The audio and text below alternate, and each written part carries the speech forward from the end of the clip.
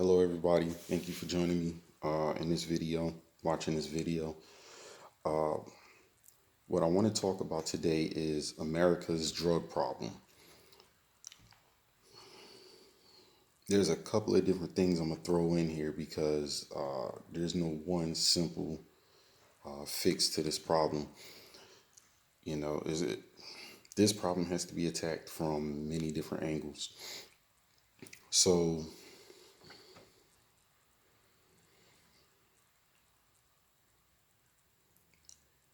there are a lot of people abusing drugs in various ways across the U.S. You know,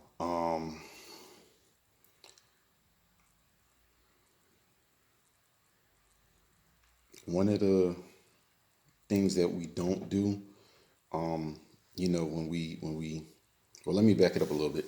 So there have been two major epidemics that I could think of to bring to light. One was the crack epidemic that hit a lot of minority communities very, very hard. And I want to say, well, I guess I could say middle class because it was a little bit different back then. But the crack epidemic hit a lot of middle class communities at the time, and minority communities. And the solution, the so-called solution, was to lock all of them up. You know, and as a result, we have a lot of black men, or excuse me, men of color, because there are a lot of Latino men in prison as well for the same thing, and there are also white men in prison as well, and not just men, women also. But there are a lot of minorities and middle to lower class individuals who either are still locked up or have been in and out of prison or has served time in prison because of their drug problem. And that could be anything from being a drug abuser to a drug dealer. And we've practically filled up our prisons with mostly nonviolent drug crimes. You know, so the crack epidemic was one major problem here in the U.S. That I wanted to acknowledge. The second one is what is now called the opium crisis. I think they're calling it or whatever. Whatever the case, there's a lot of Caucasians who are, and it's not just Caucasians, but is noted because this is what got its attention and why there's a difference in the name, how it's referred to. But there are a lot of Caucasians who are abusing heroin, crack cocaine, and various types of drugs. And in some cases, the stuff they're using isn't even drugs. The drug dealers or whoever's pushing this stuff out on the street is just sending out, mess. And the proposed solution was starting programs to get these individuals help. So when it's colored folk and poor white folk, the solution is to throw them in prison. You know, and especially when they have a drug problem, because when they have a drug problem, they tend to go back to the drugs, and which throws them back in prison, and it's just a revolving cycle. When it came down to this so-called heroin crisis, the approach was totally different, you know. And another thing I can say about that is, at least to my knowledge, those programs to help them, I haven't seen many, if any, in a lot of these urban cities, in areas that I've been in, you know. So, oh, and then those are the two main huge problems that I want to address because there are politics behind it, but there are also other issues with those who go about drug abuse. I want to say sort of legally. It's not legal, but it's kind of a backdoor where you have housewives, regular people, children abusing prescription drugs. It's the stuff that they find in their medicine cabinet that they're abusing, or they got the hookup through a doctor or somebody like that, and that person is constantly refilling prescriptions when they shouldn't be. For someone who's just getting high off of the medication. And there are doctors out there that are doing that for profit. So, but the thing behind it is that there are reasons that people do drugs.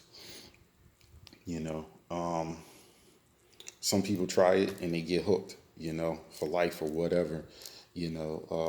Some people have histories that they, traumatic events that they try to drown out. I mean, you'd be surprised, how many of these, drug addicts have been raped or molested or, abused or, whatever. Yeah, I mean, there's stories behind every drug addict. Now, some of these guys, and I've known from my youth, that some people just wanted to be stupid and, try drugs just for fun, and they messed around and messed their lives up and got hooked, you know. Which even then, there's a problem there, and responsible parenting, clear communication, between the parents and the children, proper upbringing, those kids may have had some issues too, so, but our solution has been to throw drug addicts into prison, treat them like crap, all kinds of stuff. And, a lot of them are labeled the bad guy, and there's a lot of prejudices and stereotypes when it comes to drugs too. Start mentioning drug addicts, and depending on where you are, the first thing that might pop into somebody's mind is maybe, in certain people's cases, is maybe an African American person.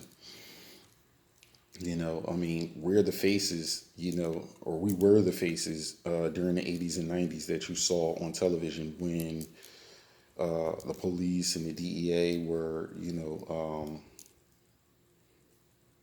here stateside anyway, making, drug busts and shutting down crack houses, and that's what they showed. It didn't show the parties, with people who weren't black, and some were, who were partying with cocaine all the time. Cocaine and other drugs are huge in Hollywood. Huge in Hollywood. It was back then, it still is now. And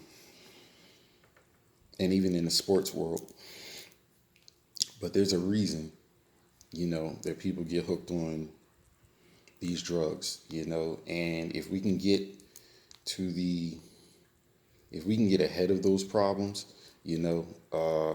for upcoming generations, we can potentially stop future drug addicts, you know.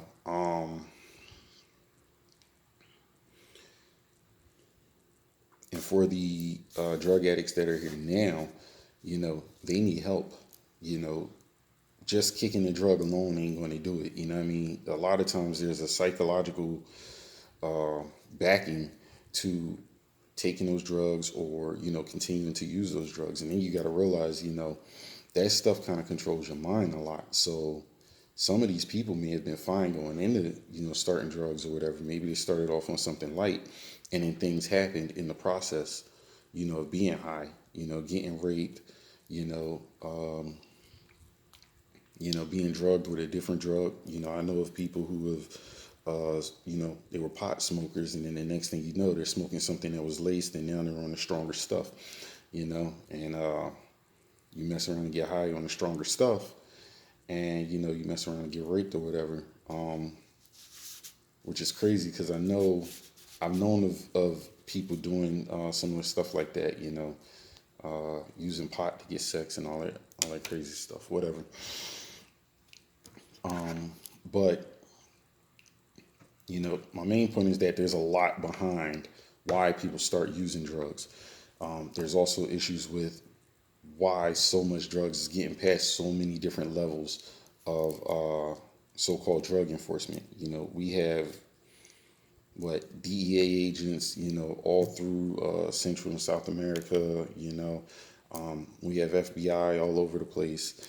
We have intelligence agencies. We got the CIA. We got OGAs out there who have intel on the people who make this stuff. The people, we know everything about their families. We know who they are. We know where a majority of the labs are. We know how they get the stuff over here. And that stuff is bypassing the DEA, who are in their countries, which I understand there's a political issue there, but intel is intel. We may not be able to do too much there while we're dancing politically, but if we know that stuff is coming, we can definitely do some stuff here. But that stuff is coming from wherever it comes from. It's getting past the DEA, past Department of Homeland Security, in regards to the Coast Guard, Border Patrol, U.S. Customs, so on and so forth. It's getting past local FBI. It's getting past local state law enforcement agencies. It's getting past local municipalities. And it's winding up in a lot of areas. And I mean, when you think, we as Americans like to brag, we're the greatest country on earth, we're, this and that, so on and so forth. We got the best military, we got the best, whatever. We have multiple intelligence agencies. We have multiple drug or anti-narcotics, I guess, type agencies. The FBI, investigates stuff like that. DEA is like one of their, primary missions. You got other federal law enforcement agencies that every now and then tap into that stuff because it's related to whatever they're investigating. And somehow this stuff makes it past every level of our intelligence, every one of our intelligence and drug enforcement agencies, and then past our local and state law enforcement agencies onto the U.S. streets. So we're either really, really crappy. Our agencies are either really, really crappy at what they do, or that is on purpose. So addressing that in itself is, one issue and one way of going about this, and it's not a coincidence, that those drugs end up in, poor communities. It's not a coincidence, So that's one way. Prison is not the solution. Psychiatric treatment, treatment to help them kick the drugs and all of that, and various programs will be needed to deal with the current generations that are on drugs. You're not going to, granted, by throwing them in prison, sometimes some of these individuals can stay clean for the duration of their sentence. A lot of times that stuff is getting smuggled into the prisons.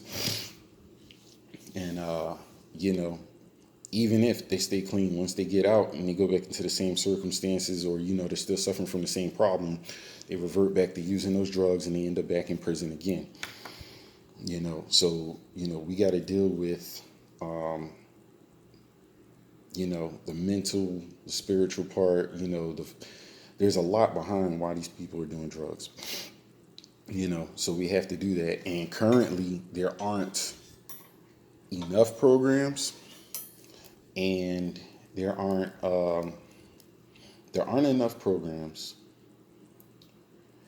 There's not, and if there were, there's not enough people, in my opinion, in those fields to help those individuals, you know. And then a cheap uh, it's not a cheap solution, you know. So I would like to attack that problem at all sides. You know, one thing I would definitely like to address is our government and how they are dropping the ball so much. You know, after 9/11, you know, we were so big on, you know, terrorism, being scared of terrorists and so on and so forth. And, you know, customs and border patrol was really locking stuff down and, you know, checking things and so on and so forth. And it's not to say that they aren't now. You know, things were made a little bit tighter after 9/11, you know, saying, hey, you know, if the drugs can be brought in, what else can be brought in? You know, and that still stands, you know what I'm saying? But the thing is that if we are successfully preventing that other crap from coming in, why aren't we successfully stopping the drugs from coming in? You know, and there's a bigger fight. It's not that simple, but, you know, we got to start somewhere. You know, one of my things is, and this is what I was saying when it's relative to other topics, you know, universal health care. You know, if the health care was available, you know, and health care covers so much, you know, mental, dental, you know, physical, you know, I mean, everything that, almost everything that, you know, we really need covered, you know, to make sure that we're squared away. You know, there are a lot of mentally ill, you know, people out here. There are a lot of mental illnesses that are you know, diagnosed. There are, you know, some that aren't getting the proper attention, and therefore, you know, they're probably not in the books like they should be. You know, but they're going to need that kind of help. You know, psychological help. You know, especially in the poor neighborhoods. You know, a lot of people see their friends get murdered or see their friends overdose and stuff like that. Those are traumatic experiences. You know, PTSD, in my opinion, is one of the most underrated, you know, issues, you know, that's out there. You know, we think about, you know, our soldiers coming back from, you know, war zones and stuff like that or whatever. And, oh, you know, they suffer PTSD, you know, so on and so forth. You know, we got people out here who have witnessed their loved ones get murdered. We have people out here who have witnessed their loved ones overdose on drugs. You know, we have people out here, you know, who have been victims of the system, you know, potentially arrested and served a little bit of time when they were innocent. You know, we have people that have been in prison. These things are traumatizing. You know, these things are traumatizing. I mean, if you look at it, you know, from a racial standpoint, racial and class standpoint, it's easy for most Americans to see the police roughing up a black person in a you know, in an urban neighborhood, you know, and judge that black person immediately like they're the bad guy. You know, do that to a Wall Street lawyer or something like that, you know, and start roughing them up and everything. And it's like, oh my gosh, what are you doing? What are you doing? You know how many people on Wall Street are on coke, you know, and various drugs is crazy, you know, but the perception is there, you know, and oh my goodness, if that person, you know, from Wall Street, you know, has to do time and, you know, gets roughed up or whatever. I mean, can you imagine, you know, some high class individual and stuff like that, the law actually pertained to everybody, and some of these, you know, very wealthy individuals were thrown in prison, you know, and you know how traumatic that would be. Well, think about it, you know, when innocent people were being thrown in prison as well, or you know, you're getting locked up for a nonviolent crime. You know, you went to go buy, I don't know, whatever bag of marijuana and stuff, and then just so happened to get pulled in. I'm not saying that person's innocent, but you know, just so happened the police pull up, they catch you in possession of drugs, they catch them in possession of drugs, you know, massive amount or whatever. Now you're serving, you know, somehow get connected and you're serving a year or maybe, you know, 11 months or something like that. You know, in prison is just an example. In prison, you know, the traumatic experience. You know how many people smoke weed? You know, it's crazy. They're actually legalizing it now, which is something else I want to touch on. You know, all those drugs are coming here. Somebody is profiting. You know, if you look at All right, I'm not gonna go too far into that in this video. I'll touch it in another video. But somebody's profiting, and I guarantee you, those individuals ain't making that much money without somebody here, getting broke off a little something. That needs to be looked into. But I want to go back to addressing some of the issues. So, and some of my plans for universal health care, we'd be able to treat those individuals. We'd be able to, especially with some of my plans and going, against this drug issue and everything, we'd be able to help those individuals. We'd be able to give them, the medical treatment that they need to kick the habit. We'd be able to give them the psychiatric treatment they need to get over whatever it is that, you know, that may be, causing them to, do drugs or whatever. Or, at least try to help them through it. You know what I mean? And this would also extend into my plans for education reform. The way that the education system is right now, there's a lot of changes I want to make, but I also want some of those preventative measures and some of those treatment measures instilled in, or intertwined with the education system, so that children at a young age who have been traumatized because of molestation, because of abuse at home, or because of whatever, that they can get the help and not grow into the individuals who later on get addicted to these drugs, and next thing you know, we have another epidemic later on down the road. So I'll get back around to my plans for education reform later in another video.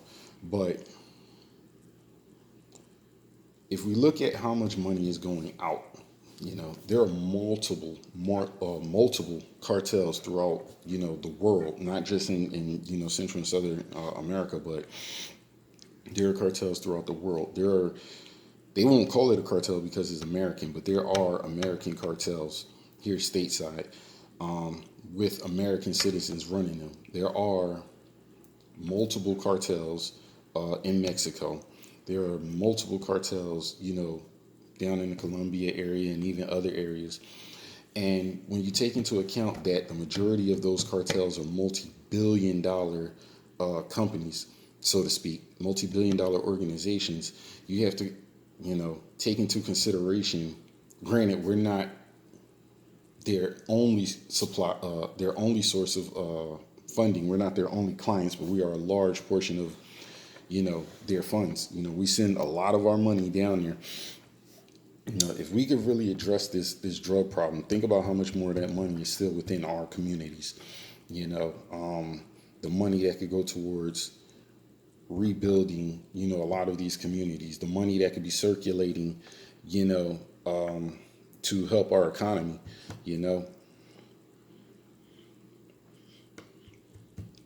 So, the cartels may be one problem. They might not be. It may be somebody over them. Then, you got the mental health part. You got prison reform, which I think I dropped a video on that. If not, I will. Like I said before, prison isn't the answer. Some of these people, now mandatory, maybe getting mandatory help, being in certain programs or whatever, might be, a solution to this, or not so much a solution, but a part of the solution, a means of helping at least some of the people who are on drugs, actually stopping this crap from getting here, finding out who's responsible for this stuff getting here. Because that stuff ain't making it through the ports across various state lines, being transported to various dealers, and then being put out on the street, and our municipal, county, state, and federal agencies, are all missing that, These are questions that we should be asking our government. I have a bunch of different plans in place to address some of those issues. Some I'm not really comfortable with releasing right now. You can imagine how upset certain people would be if they knew that I know what I know, and who they are. But just wanted to throw that out there, which is, and it hopefully this gives you a little bit of understanding of why I want to make some of the changes, and be ahead of the game as far as education and dealing with our youth, and dealing with home issues and some of my other proposals, and also why, I kind of want to change things in regards to law enforcement, the criminal justice system, how we go about addressing these issues. So right now, I'm just kind of throwing out a little bit of my understanding, concepts or whatever, but I haven't really spoken too much on those solutions, and I will do that in following videos. So thank you for your time and watching this video.